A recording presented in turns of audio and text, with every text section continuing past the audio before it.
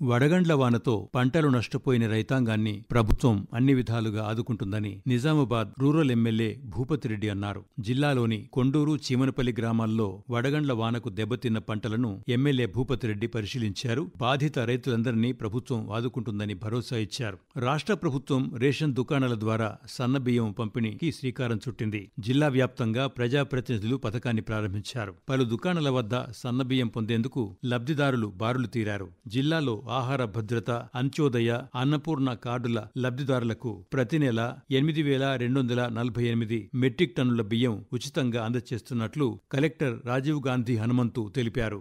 నిజామాబాద్ను క్షయరహిత జిల్లాగా మార్చేలా ప్రతి ఒక్కరూ కృషి చేయాలని అదనపు కలెక్టర్ కిరణ్ కుమార్ పిలుపునిచ్చారు. ప్రపంచ క్షయ నిర్మూలన దినోత్సవం సందర్భంగా ప్రభుత్వ జనరల్ ఆసుపత్రి నుంచి న్యూ అంబేడ్కర్ భవన్ వరకు నిర్వహించిన ర్యాలీని ఆయన ప్రారంభించారు. ఈ సందర్భంగా మాట్లాడుతూ వైద్య ఉద్యోగులంతా అంకిత భావంతో పనిచేసి క్షయ వ్యాధిని నివారించాలన్నారు. కొత్తగా క్షయ కేసులు నమోదు కాకుండా చూడాలన్నారు.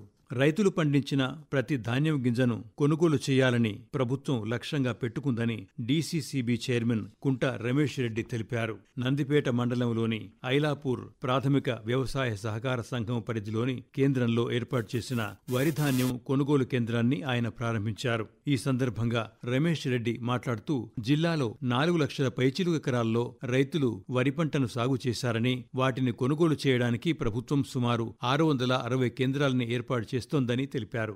ధాన్యం కొనుగోలు కేంద్రాల్లో రైతులకు ఎలాంటి ఇబ్బందులు తలెత్తకుండా మౌలిక సదుపాయాలు కల్పించాలని కలెక్టర్ రాజీవ్ గాంధీ హనుమంతు అధికారులకు సూచించారు.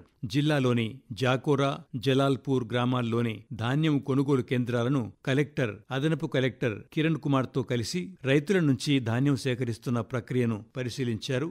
రైతుల ప్రయోజనార్థం జిల్లాలో యాసంగి సీజన్కు సంబంధించిన ధాన్యం సేకరణ ప్రక్రియను నిశితంగా పర్యవేక్షణ జరిపేందుకు వీలుగా జిల్లా స్థాయిలో కలెక్టరేట్లో ప్రత్యేకంగా కంట్రోల్ రూమ్ ఏర్పాటు చేశామని కలెక్టర్ తెలిపారు. కొనుగోలు కేంద్రాల్లో వ్యవసాయ విక్రయాలకు సంబంధించి ఏవైనా ఇబ్బందులు ఉంటే రైతులు కంట్రోల్ రూమ్ 084022300183 నెంబరుకు సంప్రదించి ఫిర్యాదులు, సలహాలు, సూచనలు అందించవచ్చునన్నారు.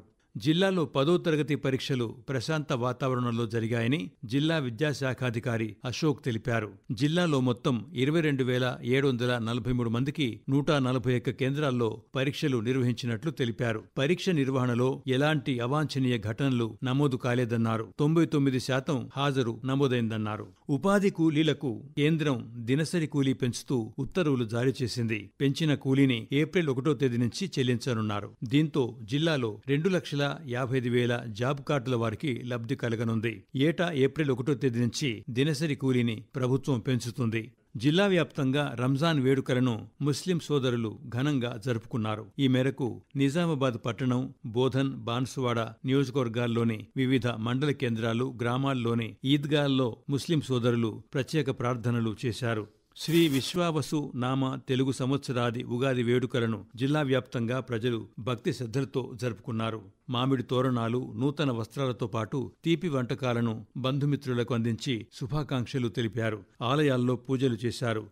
పైలేరియాను ప్రాథమిక దశలోనే గుర్తించి నివారించేందుకు వైద్య ఆరోగ్య శాఖ చర్యలు చేపట్టిందని ఆ శాఖ అధికారి రమేష్ అన్నారు. అందులో భాగంగా జిల్లాలో ప్రతిష్టాత్మకంగా శిబిరాలు నిర్వహించి పరీక్షలు చేస్తున్నట్టు తెలిపారు. ఆర్మూర్ డివిజన్ వ్యాప్తంగా మొత్తం 24 కేంద్రాల్లో 897 మంది రక్త నమూనాలు సేకరించినట్టు తెలిపారు. వ్యాధి వ్యాప్తి ఎలా ఉందనే దానిపై డివిజన్లోని ప్రాథమిక ఆరోగ్య కేంద్రాల పరిధిలో కొన్ని ప్రత్యేక ప్రాంతాల్లో నివసిస్తున్న వలస కార్మికులపై ప్రత్యేక శ్రద్ధ పెట్టారు.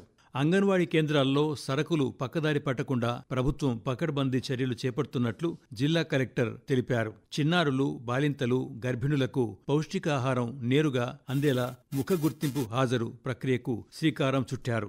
జిల్లాలో 1,500 అంగన్వాడీలు ఉన్నాయి. వీటి పరిధిలో గర్భిణులు 12,670 మంది, బాలింతలు 8,205 మంది, 6 ఏళ్లలోపు పిల్లలు 1,23,511 మంది ఉన్నారు.